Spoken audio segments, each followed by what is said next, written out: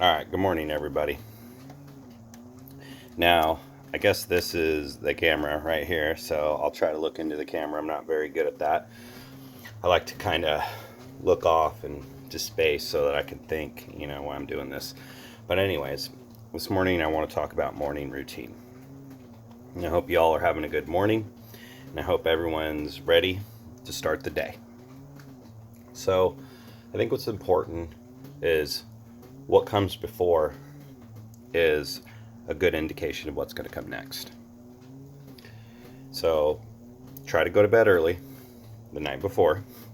I didn't say go to bed early, I said try. And maybe make a list. And don't make a complicated list. You don't need to do that. You can just make a list that works for you. Now, first thing is first. Don't get up and check your phone. Don't do that. Get up and make your bed. Something simple. Very simple. If you're a coffee person, maybe try to curb that sometimes, but there's nothing wrong with that. I like to do a cold black cup of coffee in the morning. I think that it doesn't cause an insulin spike, but it is caffeine, and what that does is it dehydrates, your liver and your kidneys. So you don't want to dehydrate yourself too much right early in the morning. It's actually best to hydrate yourself. So that's going to go into number 2 after making your bed, and that's drink some water. I suggest that you drink some high pH water or high quality water, reverse osmosis. I like to actually drink high pH water. That's what I prefer. And the reason why I said go to bed early, the night before, is because I think it's really important to wake up at about 4 a.m. so that you got an extra couple hours of the day. And if you got a couple of extra hours each day, that means you're putting on hours each month in each year, which become extra days that you live awake. Now, the water thing, you want to drink a liter of water. The reason why you want to drink a liter of water is because that's about what the stomach can averagely hold. If you drink a whole liter of water and you let it sit for 45 minutes, so that means before you brush your teeth, before you take your medication, before you put anything in your stomach, even black coffee, do that after the 45 minutes.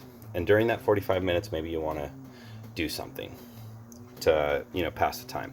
Sometimes I like to just immediately chug that water early in the morning while I'm just sitting there and doing maybe some self-investment, which I'm going to go into that here in just a minute, but I want to continue with this water thing first. So let the water sit in your stomach for 45 minutes, and you don't have to take my word for it. You can go ahead and look this up. It's a 200-year-old tradition in foreign countries, and it works. It can reverse diabetes.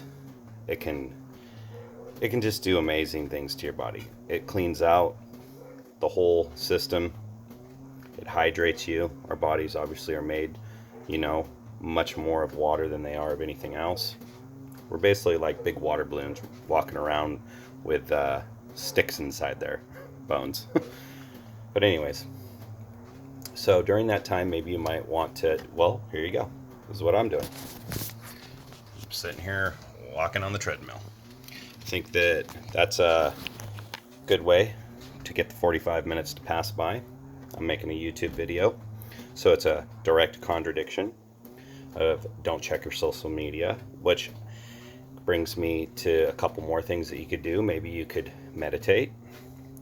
Maybe you could practice some yoga, or maybe you can practice your mantra. And don't get confused with your meditation and your mantra, because they're two different things.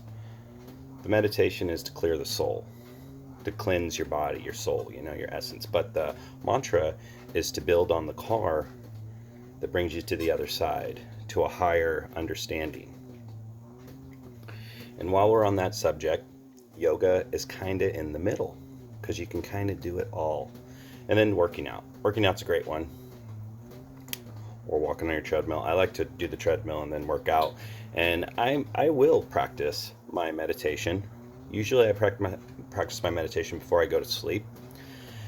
Or I'll practice my mantra before I go to sleep. Yoga, I'm I'm not really doing it. I wish I would do more. I need a little more room in my house, so hopefully I'll get some more subscribers and you guys will help me out, and then I can get a little more in depth with my yoga and stuff like that. But after you're done drinking that water, you let it sit for 45 minutes. Then, it's a good time to self-investment. And I think self-investment is very important because no risk, only reward. And so what I mean by self-investment is maybe grab a book, read for a half an hour, 15 minutes, 20 minutes, nothing crazy, and learn something new. Try to learn every day. But remember that it's not about memorizing.